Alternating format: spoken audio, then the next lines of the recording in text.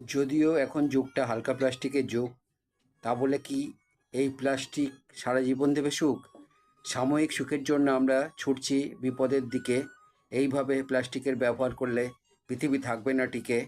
খালি হাতে বাজারে যাই আমরা, হাতে নিই না ব্যাগ। ভবিষ্যতের চিন্তা করে কি এইটুকু স্বার্থ করতে পারি না ত্যাগ?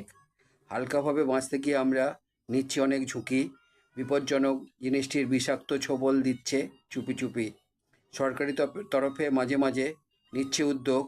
সমাজ সচেতন মানুষের চেষ্টায় বৃহত্তর আন্দোলন হোক।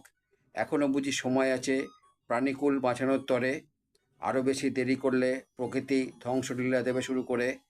সুকান্তকে স্মরণ করে বলুন আরেকবার, এ বিশ্বকে শিশুর বাসযোগ্য করে যাবো আমি।